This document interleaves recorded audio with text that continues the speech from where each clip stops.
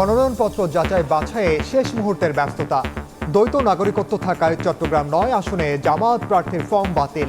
ফেনিয়াকে BNP প্রার্থীর মনোনয়নপত্র গৃহীত।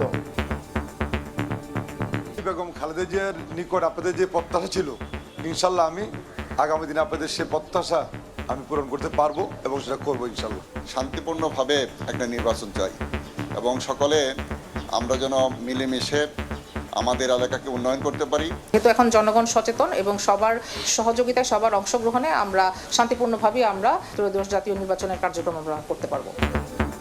নির্বাচনের প্রক্রিয়া নিয়ে ভিন্ন ন্যারেটিভ তৈরির চেষ্টা দেখছেন উপদেষ্টা রিজওয়ানা। একটা ফোর্স তো কাজই করছে যে একটা ভয়ভীতি দেখিয়ে মানুষকে নির্বাচন থেকে দূরে সরিয়ে রাখা যায় কিনা সেটা করার জন্য। সেটা তো আমরা কোনোভাবেই সফল হতে দিতে পারি না। গুজবটা কাউন্টার করা তো আমাদের জাতীয় দায়িত্ব। নির্বাচনটা আমাদের দেশের গণতন্ত্রের সাথে দেশের স্বার্থে হবে। দেখছিলেন প্রধান শিরোনাম। দুপুরের সময় সঙ্গে আছি আমি ওমর ইনান।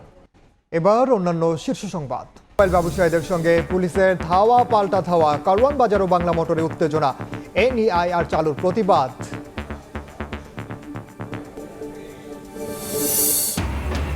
প্রথমবার এজলাসে প্রধান বিচারপতি জুবায়ের রহমান চৌধুরী। মামলার জট কমাতে সবার সহযোগিতা কামনা।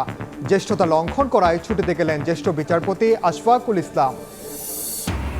এলপি গ্যাস নিয়ে চরম নৈরাজ্য। ১২০০ টাকার সিলিন্ডার কিনতে গুনতে হচ্ছে ২৪০০ পর্যন্ত। সরবরাহ সংকটের অজুহাত ব্যবসায়ীর। আজ বিইআরসির সভায় ঘোষণা হবে নতুন দাম।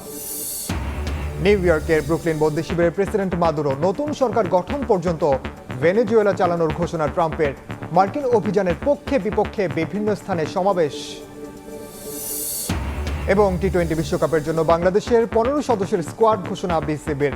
লিটনের অধিনায়কত্বে দলে নেই শান্ত জাকের আলী। ৩ স্পিনারের সঙ্গে ৫ পেসার।